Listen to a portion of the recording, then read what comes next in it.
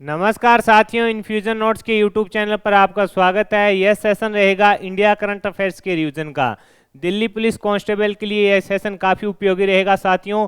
मैं आपके साथ जनवरी से लेकर जब तक दिल्ली पुलिस कांस्टेबल का एग्जाम नहीं हो जाता, मैं आपको इंडिया करंट अफेयर्स का रिवीजन करा दूंगा। आप डेली हमारे साथ जुड़िएगा। इन्फ्यूजन नोट्स के यूट्यूब चैनल पर आपको डेली 50 क्वेश्चन मिलेंगे इंडिया करंट अफेयर से संबंधित। वो आपके लिए दिल्ली पुलिस के एग्जाम के लिए काफ़ी उपयोगी होंगे। मेरे द्वारा किया जा रहा यह प्रयास का आपको पसंद आए तो इस सेशन को लाइक व शेयर जरूर कीजिएगा। इन्फ्यूजन नोट्स के यूट्यूब चैनल को लाइक व सब्सक्राइब कीजिएगा। आरएस परी 2023 के लिए जो सीरीज शुरू की थी साथियों, उसमें से एक भी क्वेश्चन है जो इस सीरीज से बाहर नहीं गया था। उसी को देखते हुए और आपकी मांग को देखते हुए India current affair Delhi police constable के लिए ये सीरीज शुरू की जा रही है। इसमें आपको डेली 50 क्वेश्चन मिलेंगे। यह प्रयास आपको अच्छा लग रहा है तो इस सेशन को लाइक व शेयर जरूर कीजिएगा। इन्फ्यूजन नोट्स के यूट्यूब चैनल को लाइक व सब्सक्राइब कीजिएगा। शुरुआत करेंगे साथियों पहले क्वेश्चन से। पहला क्वेश्चन आपके सामने है। आपसे पूछा गया है कि हाल ही में पीएम श्री योजना के लिए शिक्षा मंत्रालय में कितने स्कूलों का चयन किया गया है? तो आंसर होगा 9000। इंपॉर्टेंट क्वेश्चन है, पूछा जा सकता है। आपसे पूछा है कि हाल ही में पीएम श्री योजना के लिए शिक्षा मंत्रालय में कितने स्कूलों का चयन किया गया है? तो आंसर होगा 9000 स्कूलों का है जो चयन किया गया था। पीएम श्री योजना को 5 सितंबर 2022 को अनुमोदित किया गया था। ये भी अपने को पता होना चाहिए। यानी पीएम श्री जो योजना है उसको कब अनुमोदित किया गया था? 5 सितंबर 2022 को उसको अनुमोदित किया गया था। इस योजना के क्रियान्वयन से नई जो शिक्षा नीति है उसमें मदद मिलेगी। यानी ये जो पीएम श्री योजना है उससे नई जो शिक्षा नीति लागू होगी उसमें काफी फायदा होगा। आगे बढ़ेंगे। अगला क्वेश्चन आपके सामने है। आपसे पूछा है हाल ही में 100% रेलवे नेटवर्क विद्युतीकरण प्राप्त करने वाला पहला भारतीय राज्य बन गया है? तो आंसर होगा हरियाणा। इंपॉर्टेंट क्यों है साथियों? जहां पर अगर कोई चीज प्रथम होती है, चाहे वो राज्य का करंट अफेयर हो या देश का करंट अफेयर्स हो, अगर कोई चीज प्रथम बनती है तो वहां से पर्सन बनना स्वाभाविक है, पर्सन बन सकता है। जो राजस्थान में ईओआरओ का एग्जाम हुआ था उसमें प्रथम से संबंधित साथियों बहुत ज्यादा क्वेश्चन पूछे गए थे। आपसे पूछा है कि हाल ही में 100% रेलवे नेटवर्क विद्युतीकरण प्राप्त करने वाला पहला राज्य कौन सा बना है? तो आंसर होगा हरियाणा बना है। भारतीय रेलवे ने मार्च 2023 में हरियाणा में रेलवे नेटवर्क का 100% विद्युतीकरण पूरा कर लिया है। ब्रॉडगेज नेटवर्क 1701 रूट किलोमीटर 100% विद्युतीकृत हो चुका है। इंपॉर्टेंट क्वेश्चन है, पूछा जा सकता है आपसे। आगे बढ़ेंगे। अगला क्वेश्चन आपके सामने है। आपसे पूछा है भारत की पहली क्वांटम कंप्यूटिंग आधारित दूरसंचार नेटवर्क लिंक को कहां संचालित किया गया है? तो आंसर है नई दिल्ली में। और इसका उद्घाटन किसने किया? तो दूरसंचार मंत्री अश्विनी वैष्णव ने इस प्रणाली के इंक्रिप्शन को तोड़ने वाले ईमानदार हैकरों के लिए 10 लाख रुपए की घोषणा की। यानी दूरसंचार मंत्री अश्विनी वैष्णव ने इस प्रणाली को अगर कोई हैक करता है तो उसके लिए 10 लाख रुपए का इनाम भी रखा है। आपसे पूछा है भारत की पहली क्वांटम कंप्यूटिंग आधारित दूरसंचार नेटवर्क लिंक को कहां संचालित किया गया? तो आंसर होगा नई दिल्ली में संचालित किया गया। इंपॉर्टेंट क्वेश्चन है, पूछा जा सकता है आपसे। आगे बढ़ेंगे, अगले क्वेश्चन पर बात करेंगे। अगला क्वेश्चन आपके सामने है। हाल ही में नव भारत साक्षरता कार्यक्रम को किस अवधि के लिए प्रारंभ किया गया? मोस्ट इंपॉर्टेंट क्वेश्चन लगा लेना साथियों, पूछा जा सकता है। आगामी प्रतियोगिता परीक्षा जैसे एमपीपीसीएस का एग्जाम होना है उसमें भी ये क्वेश्चन पूछा जा सकता है। हाल ही में नव भारत साक्षरता कार्यक्रम को किस अवधि के लिए प्रारंभ किया गया? तो 2026 से 27 के लिए इसको प्रारंभ किया गया था। इसकी शुरुआत है जो 2022-23 से 2026 तक संचालन किया जाएगा। उद्देश्य क्या है? 15 वर्ष या उससे अधिक जो निरंतर साक्षर करना, यानी 15 वर्ष या उससे जो अधिक हैं उनको लगातार साक्षर करना इसका उद्देश्य है। आपसे पूछा है नव भारत साक्षरता कार्यक्रम को किस अवधि के लिए? तो 2026-27 के लिए इसको प्रारंभ किया गया। उद्देश्य इसका पूछे 15 वर्ष या उससे जो अधिक इससे अधिक हैं उनको निरंतर साक्षर करना इसका उद्देश्य रहेगा। और उसमें एनसीईआरटी का जो दिशा मंच है वो इसमें सहयोग कर रहा है। ये लाइन सबसे इंपॉर्टेंट है साथियों। अगर लेवल का क्वेश्चन बनेगा तो वो यहीं से पूछेगा। एनसीईआरटी का दीक्षा जो मंच है वो इसमें सहायता कर रहा है। आगे बढ़ेंगे। अगला क्वेश्चन आपके सामने है। तुर्की की मंजूरी के बाद नाटो का 31वां सदस्य कौन बना है? तो आंसर होगा फिनलैंड बना है। आपसे पूछा है तुर्की की मंजूरी के बाद नाटो का 31वां सदस्य कौन बना? तो आंसर होगा फिनलैंड बना है। मोस्ट इंपोर्टेंट क्वेश्चन है, एक परीक्षा शायद साथियों बिहार में कुछ एग्जाम हुआ था, उसमें यह क्वेश्चन पूछा गया था, जो अध्यापक भर्ती परीक्षा हुई थी शायद उसमें पूछा गया था। तुर्की की मंजूरी के बाद नाटो का 31वां सदस्य कौन बना है? फिनलैंड बना है। उत्तर अंटार्कटिक संधि संगठन नाटो के सचिव जेंस स्टोल्टेनबर्ग ने इसकी घोषणा की। नाटो की स्थापना है जो 1949 में हुई थी। सीधा का सीधा पूछेगा 31वां सदस्य नाटो का कौन बना है? तो आंसर होगा फिनलैंड। और नाटो की स्थापना इंपॉर्टेंट है, ये पूछी जाती है, ये आपको पता होनी चाहिए, होगी 1949 में। मोस्ट इंपॉर्टेंट क्वेश्चन है, पूछा जा सकता है आपसे। आगे बढ़ेंगे, अगला क्वेश्चन आपके सामने है, भारत किस देश के साथ मिलकर 10वां स्लाइनेक्स 2023 संयुक्त नौसैनिक अभ्यास का आयोजन किया? तो आंसर होगा श्रीलंका। यानी भारत ने किस देश के साथ मिलकर 10वां स्लाइनेक्स 2023 जो अभ्यास है वो किया? तो आंसर है श्रीलंका के साथ है जो भारत ने मिलकर किया। इसका आयोजन कहाँ हुआ? तो इसका आयोजन श्रीलंका कोलंबो में हुआ। यह 10वें क्रम का था। भारत की ओर से INS सावित्री व INS किल्टान ने इसमें भाग लिया।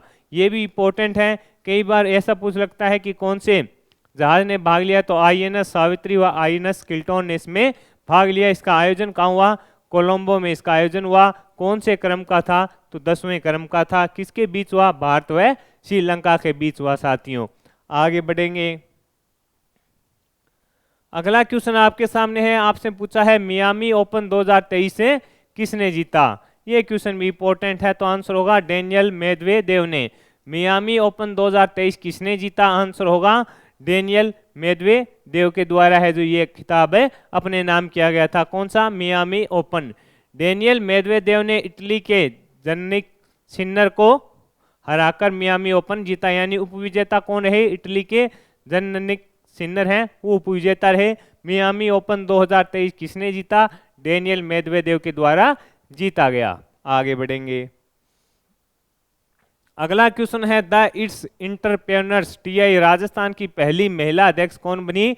तो शीनू झांवर है जो बनी। इंपॉर्टेंट क्वेश्चन है, पूछा जा सकता है। आज से पूछा है the it's entrepreneurs TI Rajasthan की पहली महिला अध्यक्ष कौन बनी? तो आंसर होगा शीनू झांवर है जो बनी है। डॉक्टर शीनू झांवर को 2023 से 2025 तक 2 साल के लिए TI राजस्थान का अध्यक्ष बनाया गया है। इन्होंने डॉक्टर रवि मोदानी का स्थान लिया। इंपॉर्टेंट है, पूछा जा सकता है आपसे।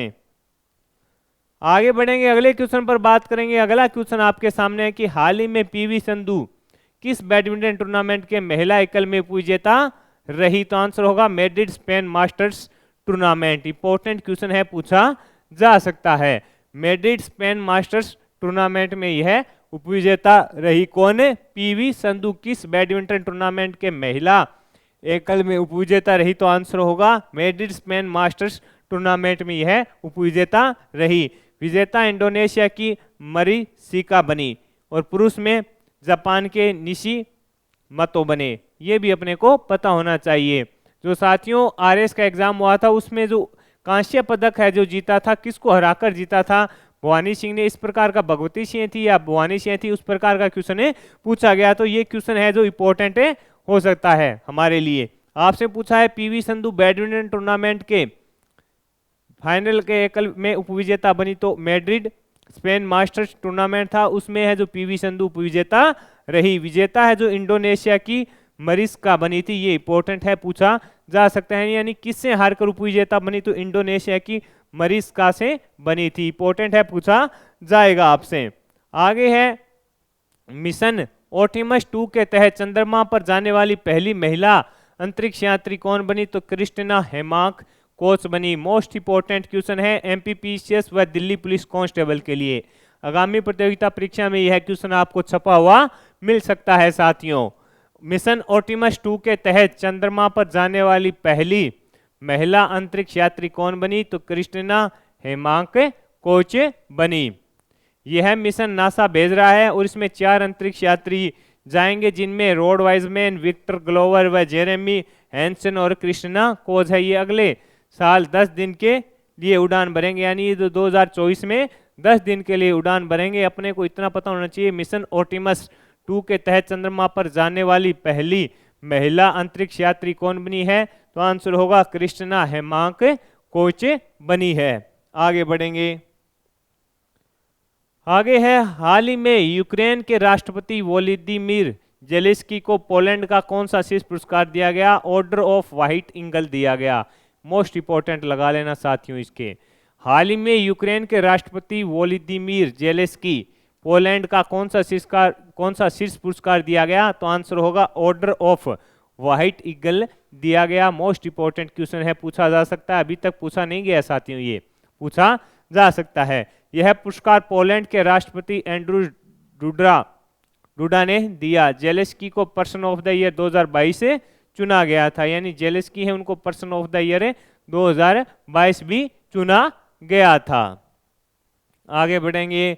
अगला क्वेश्चन है कि हाल ही में कौन पुरुष T20 क्रिकेट में पहली महिला ऑन फील्ड अंपायर बनी है? तो किम कॉटन बनी है। ये इंपॉर्टेंट है क्योंकि कौन पुरुष T20 में पहली महिला ऑन फील्ड अंपायर बनी है? तो आंसर होगा किम कॉटन बनी है। इंपॉर्टेंट है, पूछा जा सकता है। ये न्यूजीलैंड की महिला अंपायर है।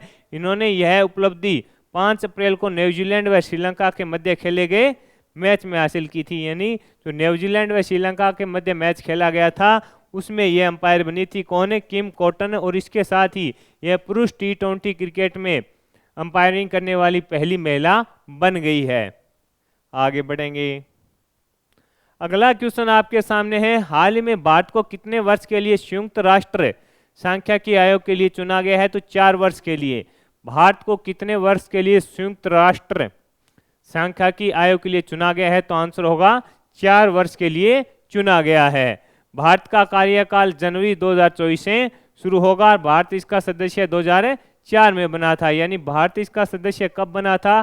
तो आंसर होगा 2004 में भारत इसका सदस्य बना था। इंपॉर्टेंट है, पूछा जा सकता है। भारत को कितने वर्ष के लिए संयुक्त राष्ट्र सांख्यिकी आयोग के लिए चुना गया है?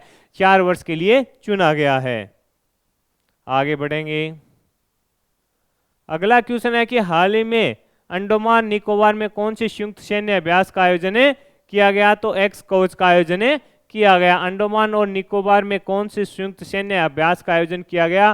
तो आंसर होगा एक्स कवच का आयोजन है जो किया गया। अंडमान और निकोबार कमांड में संयुक्त सैन्य अभ्यास एक्स कवच का समापन हुआ था।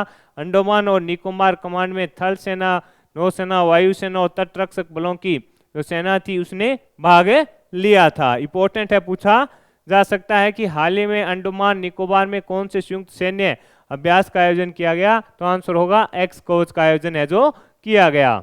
आगे बढ़ेंगे साथियों। अगला क्वेश्चन आपके सामने है, संयुक्त युद्ध अभ्यास ओरियन 23 का आयोजन कहाँ किया जा रहा है? तो फ्रांस में किया जा रहा है। संयुक्त युद्ध अभ्यास ओरियन 23 का आयोजन कहाँ किया गया? तो आंसर है फ्रांस में किया गया। इसमें फ्रांस व नाटो सदस्य ने भाग लिया था और भारतीय वायुसेना भी इसमें भाग ले रही थी। अपने लिए इंपॉर्टेंट क्यों हो गया? क्योंकि इसमें भारतीय वायुसेना ने भाग लिया था इसलिए, और इसमें राफेल लड़ाकू विमान ने भाग लिया था। आपसे पूछा है संयुक्त युद्ध अभ्यास ओरियन 23 का आयोजन कहाँ किया गया? फ्रांस में किया गया और भारत की तरफ से इसमें राफेल ने भाग लिया था। इंपॉर्टेंट क्वेश्चन बन जाता है।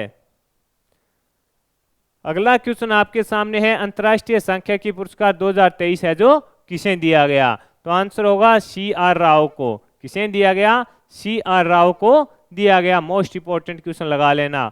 अंतर्राष्ट्रीय सांख्यिकी पुरस्कार 2023 किसे दिया गया? CR राव को दिया गया। यह पुरस्कार भारतीय अमेरिकी सांख्यविद कल्याणपुरी राधाकृष्ण राव को प्राप्त हुआ था और इनका जन्म है जो कर्नाटक 1920 में हुआ था। अंतर्राष्ट्रीय सांख्यिकी पुरस्कार 2023 किसे दिया गया? CN राव को दिया गया। अपने लिए इंपॉर्टेंट है, इतना ही पूछेगा। अंतर्राष्ट्रीय सांख्यिकी पुरस्कार 2023 किसे दिया गया? CR राव को दिया गया। आगे है, हाल ही में महिला सुरक्षा के लिए राष्ट्रपति द्रौपदी मुर्मू ने बोरोक्सा ऐप को कहाँ लॉन्च किया? तो आंसर होगा असम में लॉन्च किया। इस ऐप को गुवाहाटी हाईकोर्ट ने तैयार किया था। ये लाइन इंपॉर्टेंट है, किसने तैयार किया था?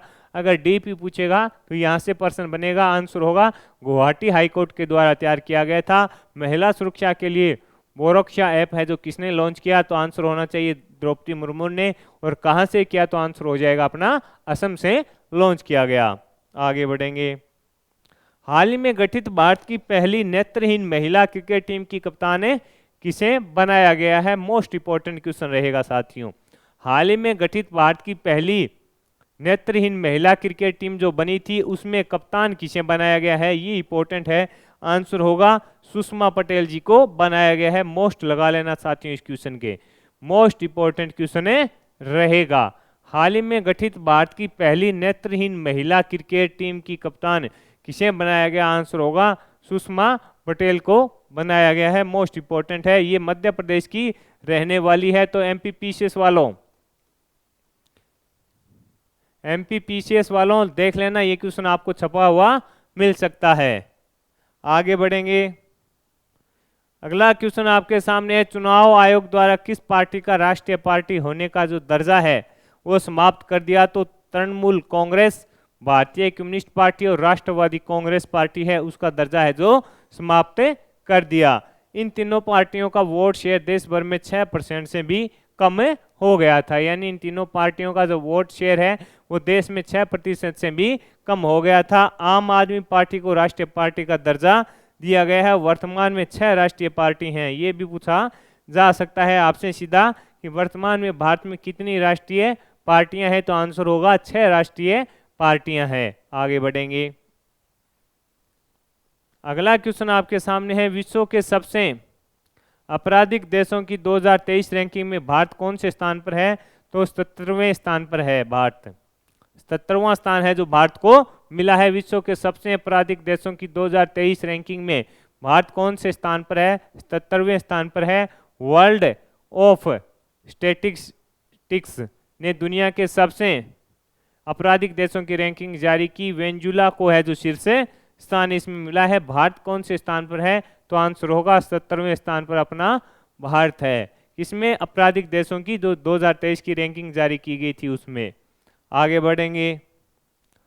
हाल ही में हिंद प्रशांत क्षेत्र में बालिकातान संयुक्त सैन्य अभ्यास किसने प्रारंभ किया, तो आंसर होगा अमेरिका और फिलीपींस। हाल ही में हिंद प्रशांत क्षेत्र में बालिकातान संयुक्त सैन्य अभ्यास किसने प्रारंभ किया, तो आंसर होगा अमेरिका फिलीपींस के द्वारा है जो प्रारंभ किया गया था। इसका उद्देश्य प्रमुख रूप से चीन को घेरना है। और इस जो अभ्यास है बालिकातान संयुक्त सैन्य अभ्यास, इसकी शुरुआत 1991 में हुई थी। ये भी अपने को पता होना चाहिए। इसकी शुरुआत कब हुई थी, 1991 में ही। उसका उद्देश्य क्या है, चीन को घेरना। उद्देश्य किसके बीच शुरू हुआ है, अमेरिका और फिलीपींस के बीच में।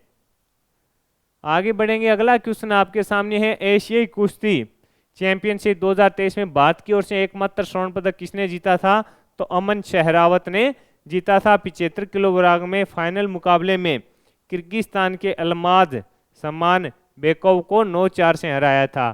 साथियों प्रश्न डी पूछेगा किसको हराया, ये याद करना। किर्गिस्तान के अल्माज समान बेकोव को 9-4 से हराकर इन्होंने 75 किलोग्राम में है जो गोल्ड अपने नाम किया था। किसने, अमन सहरावत जी ने। आगे बढ़ेंगे। हाल ही में बृहस्पति और उसके उपग्रह के अध्ययन के लिए जूस मिशन किसने प्रारंभ किया, तो यूरोपीय अंतरिक्ष एजेंसी के द्वारा है जो जूस मिशन है जो प्रारंभ किया गया था। बृहस्पति ग्रह के बर्फीले उपग्रहों के अध्ययन के लिए इसको प्रारंभ किया गया था। इसको एशियन 5 रॉकेट से लॉन्च किया गया। इसको किससे लॉन्च किया गया, तो आंसर होगा एशियन 5 रॉकेट से इसको लॉन्च किया गया। ये इंपॉर्टेंट है, पूछेगा लॉन्च किससे किया गया, तो एशियन 5 रॉकेट से लॉन्च किया गया। आगे बढ़ेंगे। अगला क्वेश्चन है, सेलिसिया ने भारत के इतिहास की सबसे लंबी छलांग लगाकर कौन से खेलों के लिए क्वालिफाई किया, तो आंसर होगा एशियाई खेलों के लिए इन्होंने क्वालिफाई किया था। सेलिसिया ने भारत के इतिहास के सबसे लंबी छलांग लगाकर कौन से खेलों के लिए क्वालिफाई किया था, तो आंसर होगा एशियाई खेलों के लिए किया था। सेलिसिया ने 6.48 मीटर की लंबी छलांग लगाकर एशियाई खेलों के लिए क्वालिफाई किया था। आगे बढ़ेंगे।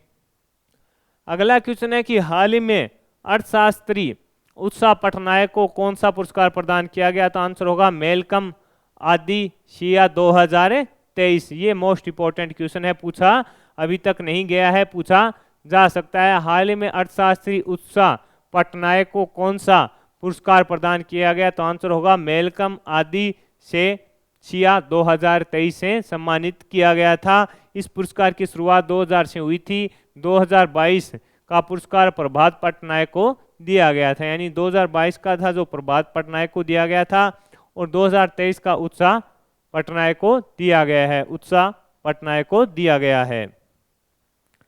आगे बढ़ेंगे। अगला क्वेश्चन आपसे पूछा है कि हाल ही में लता दीनानाथ मंगेशकर पुरस्कार 2023 से किसे सम्मानित किया गया? तो आंसर होगा आशा भोसले जी को।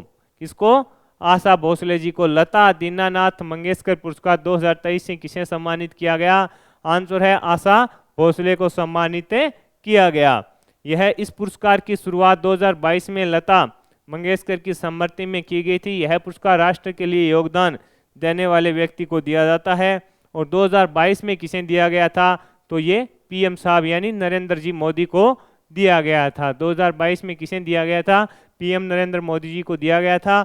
2023 का पूछे तो आशा भोसले को दिया गया। आगे बढ़ेंगे।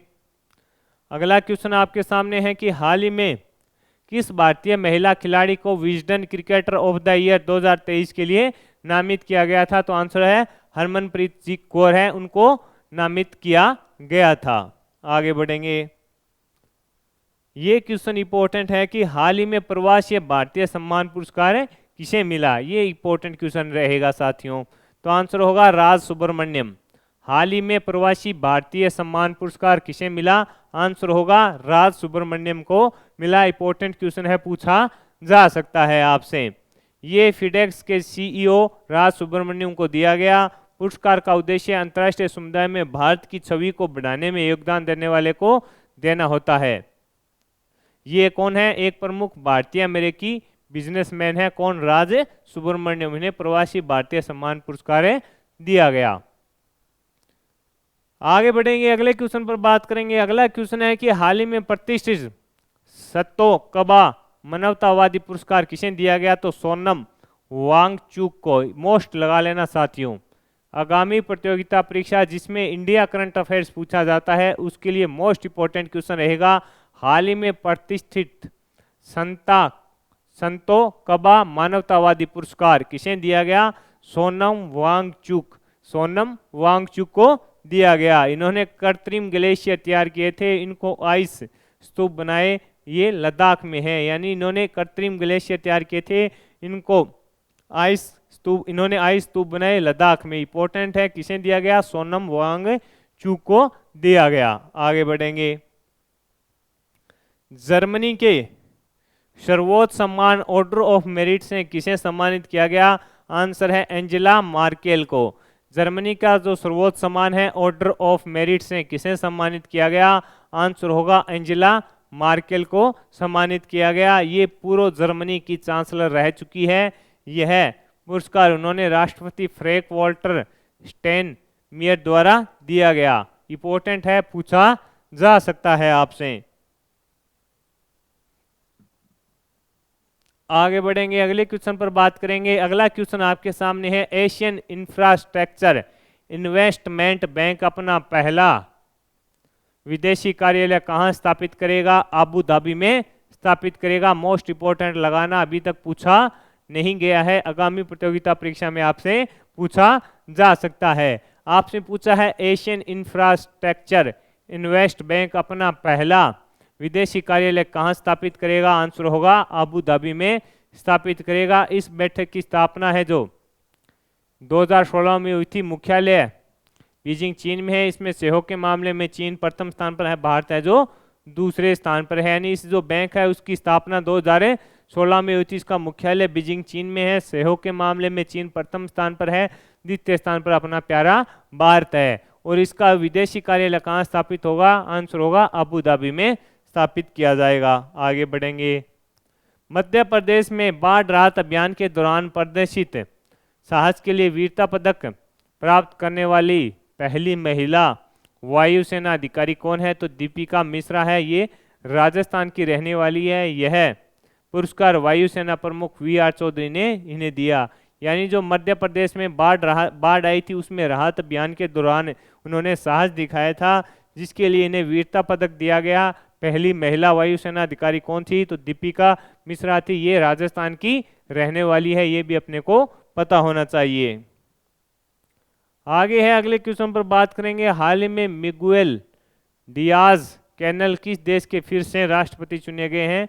क्यूबा के चुने गए हैं। इंपॉर्टेंट है, पूछा जा सकता है। आपसे पूछा गया है मिगुएल डियाज कैनल किस देश के फिर से राष्ट्रपति चुने गए हैं? तो आंसर होगा क्यूबा।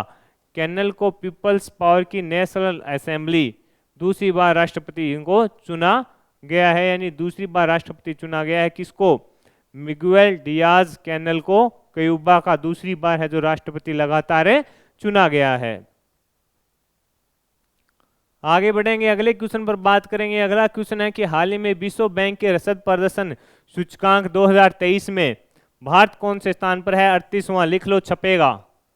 आगामी प्रतियोगिता परीक्षा में पूछा जा सकता है आपसे साथियों। विश्व बैंक के रसद प्रदर्शन सूचकांक 2023 में भारत का कौन सा स्थान है? तो आंसर होगा 38वां स्थान है। 139 देशों के सूचकांक में भारत का स्थान है जो 38वां है। 2018 में यह 44वां था, यानी हाल ही में जो जारी हुआ है उसमें 38 है। 2018 में जो आई थी रैंकिंग उसमें कौन सा था? 44वां था। इंपॉर्टेंट क्वेश्चन है, पूछा जा सकता है एमपीपीसीएस वालों के हिसाब से। आगे बढ़ेंगे, अगला क्वेश्चन है, हाल ही में जल शक्ति मंत्रालय द्वारा जारी जल निकायों की पहली गणना के अनुसार सर्वाधिक जलाशय वाला राज्य कौन सा है? आंसर है पश्चिम बंगाल। आंसर है पश्चिम बंगाल। मोस्ट लगा लेना साथियों, पूछेगा आपसे। हाल ही में जल शक्ति मंत्रालय द्वारा जारी जल निकायों की पहली गणना के अनुसार सर्वाधिक जलाशय वाला राज्य कौन सा है? आंसर होगा पश्चिम बंगाल है। इस रिपोर्ट के अनुसार भारत में जलाशय कुल कितने हैं? 540 है। प्रथम स्थान पश्चिम बंगाल का है, दूसरे स्थान पर है जो उत्तर प्रदेश है, सबसे कम है जो सिक्किम में है। सबसे कम किस में है? सिक्किम में है। इंपॉर्टेंट है, पूछा जा सकता है आपसे कि जल शक्ति मंत्रालय द्वारा जारी जल निकायों की पहली गणना के अनुसार सर्वाधिक जलाशय वाला राज्य कौन सा है? पश्चिम बंगाल है। और सबसे कम किस में है? तो आंसर होगा सिक्किम में सबसे कम है, पूछा जा सकता है आपसे। आगे है, हाल ही में भारत ने तीरंदाजी वर्ल्ड कप 2023 में कितने पदक जीते? तो 4 पदक है जो जीते थे। भारत ने तीरंदाजी वर्ल्ड कप 2023 में कितने पदक जीते थे? जो 4 पदक जीते थे। तुर्की के इंटालिया में आयोजित हुई थी ये प्रतियोगिता, ये भी अपने को पता होना चाहिए। आपसे पूछेगा प्रतियोगिता का आयोजन कहाँ हुआ? तुर्की के इटालिया में आयोजित तीरंदाजी वर्ल्ड कप में भारत ने 4 पदक जीते थे, ये अपने को पता होना चाहिए। इंपॉर्टेंट है, पूछा जा सकता है आपसे। आगे है, हाल ही में भारतीय विदेश मंत्रालय ने सूडान में फंसे नागरिकों को निकालने के लिए कौन सा ऑपरेशन प्रारंभ किया? ऑपरेशन कावेरी। इंपॉर्टेंट लगा लेना, ऑपरेशन कावेरी शुरू किया था। भारतीय विदेश मंत्रालय ने सूडान में फंसे नागरिकों को निकालने के लिए कौन सा ऑपरेशन प्रारंभ किया? तो ऑपरेशन कावेरी है जो प्रारंभ में किया गया था। इस ऑपरेशन में आईएनएस सुमेधा सहायता करेगा, यानी आईएनएस सुमेधा इसमें सहायता करेगा। हाल ही में भारतीय विदेश मंत्रालय ने सूडान में फंसे नागरिकों को निकालने के लिए कौन सा ऑपरेशन प्रारंभ किया? ऑपरेशन कावेरी प्रारंभ में किया गया था। और इस ऑपरेशन में आईएनएस सुमेधा है जो सहायता करेगा, सहायता की थी। आगे है, एशिया की सबसे बड़ी under water hydrocarbon pipeline project का संबंध किससे है? तो ब्रह्मपुत्र नदी से है। एशिया की सबसे बड़ी अंडर वाटर हाइड्रोकार्बन पाइपलाइन जो प्रोजेक्ट है उसका संबंध किससे है? तो आंसर होगा ब्रह्मपुत्र नदी से है। यह असम राज्य में ब्रह्मपुत्र नदी के नीचे स्थापित किया गया है। इसकी लंबाई जो 4080 है, इसे इंद्रधनुष गैस ग्रिड लिमिटेड स्थापित करेगा। यानी इसे कौन स्थापित करेगा? इंद्रधनुष गैस ग्रिड लिमिटेड के द्वारा इसे स्थापित है जो किया जाएगा। आगे बढ़ेंगे, आगे है, हाल ही में डीआरडीओ ने कौन सी मिसाइल का पहला उड़ान परीक्षण किया? तो आंसर होगा बीएमडी इंटरस्पेक्टर। ये इंपॉर्टेंट है, पूछा जा सकता है। हाल ही में डीआरडीओ ने कौन सी मिसाइल का पहला उड़ान परीक्षण किया? तो बीएमडी इंटरस्पेक्टर है जो इसका किया। इंपॉर्टेंट है, जा सकता है। रक्षा अनुसंधान और विकास संगठन और भारतीय नौसेना ने बंगाल की खाड़ी में उड़ीसा के तट से समुद्र आधारित इंडो वायुमंडलीय इंटरसेप्टर मिसाइल का पहला परीक्षण किया। पूछा जा सकता है कि हाल ही में डीआरडीओ ने कौन सी मिसाइल का पहला उड़ान परीक्षण किया, तो बीएमडी इंटरसेप्टर है उसका किया। आगे है, अगले क्वेश्चन पर बात करेंगे। अगला क्वेश्चन आपसे पूछा है बार्सिलोना खिताब 2023 किसने जीता, तो आंसर होगा कार्लोस अल्कराज के द्वारा जीता गया। ये स्पेन के हैं, इन्होंने स्टेफानोस को ग्रीस के हैं, उनको सीधे सेटों में हराकर खिताब अपने नाम किया। बार्सिलोना खिताब 2023 किसने जीता, तो आंसर होगा कार्लोस अल्कराज के द्वारा जीता गया। और इनका संबंध भी अपने को पता होना चाहिए, स्पेन से इनका संबंध है। हाल ही में भारत की पहली वाटर मेट्रो सेवा कहां से शुरू की गई है, ये इंपॉर्टेंट रहेगा, तो आंसर है कोच्चि से शुरू की गई है। हाल ही में भारत की पहली वाटर मेट्रो सेवा कहां से शुरू की गई है, आंसर होगा कोच्चि से। पीएम नरेंद्र मोदी के द्वारा केरल की व्यावसायिक राजधानी कोच्चि में भारत की पहली वाटर मेट्रो शुरू की गई थी। भारत की पहली वाटर मेट्रो सेवा कहां शुरू की गई, तो आंसर होगा कोच्चि में शुरू की गई थी। आगे बढ़ेंगे, अगला क्वेश्चन है साथियों, आपसे पूछा है तारक फतेह का निधन हो गया, वो कौन थे, तो पाकिस्तानी वह कनाडाई पत्रकार थे। कौन है, तारक फतेह। फतेह का जन्म 1949 में पाकिस्तान की आज़ादी के तुरंत बाद हुआ। उन्होंने खुद को आधी रात का बच्चा कहा था। आपसे पूछिए तारक फतेह का निधन हो गया, वो कौन थे, तो पाकिस्तानी और कनाडाई पत्रकार थे। आगे बढ़ेंगे, आगे है प्रकाश सिंह बादल किस राज्य के पूर्व मुख्यमंत्री थे जिनका हाल ही में निधन हुआ था, तो ये पंजाब के पूर्व मुख्यमंत्री रह चुके हैं। पंजाब के पूर्व मुख्यमंत्री और श्रोमणी अकाली जो दल था उसके प्रमुख नेता प्रकाश सिंह बादल का 25 अप्रैल 2023 को निधन हो गया था। ये 5 बार मुख्यमंत्री रह चुके थे। आगे बढ़ेंगे, आगे है साथियों इंडिया 2023 का छठा संस्करण है जो कहाँ आयोजित किया गया, तो आंसर है नई दिल्ली में। इंपॉर्टेंट क्वेश्चन है, पूछा जा सकता है। इंडिया 2023 का छठा जो संस्करण है कहाँ आयोजित किया गया, तो आंसर है नई दिल्ली में। एडवांटेज हेल्थ केयर इंडिया 2023 का छठा संस्करण नई दिल्ली में शुरू किया गया। 2 दिन के इस कार्यक्रम का उद्देश्य भारत को चिकित्सा क्षेत्र के नए उभरते केंद्रों के रूप में प्रदर्शित करना था। स्वास्थ्य और परिवार कल्याण मंत्रालय और भारतीय उद्योग परिसंघ संयुक्त रूप से इस कार्य का आयोजन कर रहे हैं, ये भी अपने को पता है। यानी होना चाहिए कि इसका आयोजन किसने किया, स्वास्थ्य और परिवार कल्याण मंत्रालय और भारतीय उद्योग परिसंघ संयुक्त रूप से इस कार्यक्रम का आयोजन करवाया था, ये भी अपने को पता होना चाहिए। अगला क्वेश्चन है द हेरिटेज फाउंडेशन के आर्थिक स्वतंत्रता सूचकांक 2023 में भारत है जो कौन से स्थान पर है। द हेरिटेज फाउंडेशन के आर्थिक स्वतंत्रता सूचकांक 2023 में भारत कौन से स्थान पर है, 131वें स्थान पर है। कौन, भारत, किसमें, द हेरिटेज फाउंडेशन के आर्थिक स्वतंत्रता सूचकांक में। यह अमेरिका की कंपनी है जो ये जारी करती है। 29वें क्रम की रिपोर्ट थी, यानी ये 29वें क्रम की रिपोर्ट थी। कौन से क्रम की थी, 29वें क्रम की रिपोर्ट थी। प्रथम स्थान पर सिंगापुर है, इसमें कुल 184 देश हैं को शामिल किया गया था। भारत का स्कोर है जो 52.95 रहा, यानी भारत का स्कोर भी पूछे वो भी अपने को पता होना चाहिए कितना रहा था, 52.95 भारत का स्कोर रहा था। आगे बढ़ेंगे, अगले क्वेश्चन पर बात करेंगे। अगला क्वेश्चन आपसे पूछा है कि हाल ही में तटीय सुरक्षा अभ्यास सागर कवच का आयोजन किसने किया, तो आंसर है भारतीय तटरक्षक बल के द्वारा। हाल ही में तटीय सुरक्षा अभ्यास सागर कवच है उसका आयोजन किसने किया, तो आंसर होगा भारतीय तटरक्षक बल के द्वारा है जो इसका आयोजन किया गया था। पश्चिम बंगाल के तट पर 25 से 26 अप्रैल 2023 तक संयुक्त तटीय सुरक्षा अभ्यास सागर कवच का आयोजन किया गया, ये भी अपने को पता होना चाहिए। आगे है, हाल ही में भारत सरकार ने किस सार्वजनिक क्षेत्र के उद्यम को नवरत्न का दर्जा प्रदान किया, तो आंसर है रेल विकास निगम लिमिटेड को दिया है नवरत्न का दर्जा।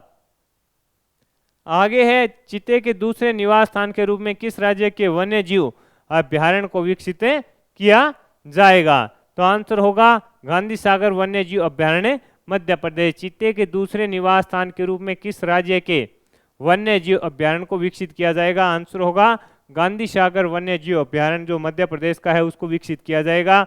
मध्य प्रदेश के मुख्यमंत्री शिवराज सिंह चौहान ने घोषणा की कि गांधी सागर को अगले 6 महीनों में चीतों के नए निवास स्थान के रूप में विकसित किया जाएगा। इंपॉर्टेंट क्वेश्चन है, पूछा जा सकता है आपसे। आगे है, हाल ही में प्रधानमंत्री नरेंद्र मोदी ने किसे सार्वजनिक प्रशासन में उत्कृष्टता के लिए पुरस्कार प्रदान किया? तो आंसर होगा पीएम गति शक्ति राष्ट्रीय मास्टर प्लान है उसको प्रदान किया। यह पुरस्कार आंतरिक व्यापार संवर्धन विभाग को प्रतिष्ठित पीएम गति शक्ति राष्ट्रीय मास्टर प्लान के सफल क्रियान्वयन के लिए नवाचार केंद्रीय श्रेणी में दिया गया। आगे है, हाल ही में अरुण सिन्हा को किसका अध्यक्ष है जो नियुक्त किया गया? तो आंसर होगा राष्ट्रीय तकनीक अनुसंधान संगठन। किसका? राष्ट्रीय तकनीक अनुसंधान संगठन का, और इसकी स्थापना है जो 2004 में हुई थी। ये एक खुफिया एजेंसी है। आपसे पूछा है अरुण सिन्हा को किसका अध्यक्ष नियुक्त किया गया? तो आंसर होगा राष्ट्रीय तकनीक अनुसंधान संगठन का नियुक्त किया गया। तो साथियों, ये क्वेश्चन थे 50 इंडिया करंट अफेयर्स के एमपीपीसीएस के लिए भी उपयोगी रहेंगे, और साथ में ही जो दिल्ली पुलिस की कांस्टेबल की परीक्षा है उसके लिए काफ़ी इंपॉर्टेंट रहेंगे। आप इन्फ्यूजन नोट्स की यूट्यूब चैनल से जुड़िए, वहां पर आपको डेली 50 क्वेश्चन है जो इंडिया करंट अफेयर्स के रिवीजन के मिलेंगे। मेरे द्वारा किया जा रहा यह प्रयास आपको पसंद आया है तो इस सेशन को लाइक व शेयर जरूर कीजिएगा। इन्फ्यूजन नोट्स के यूट्यूब चैनल को लाइक व सब्सक्राइब कीजिएगा, अपने दोस्तों में भी इसे शेयर कीजिएगा। धन्यवाद।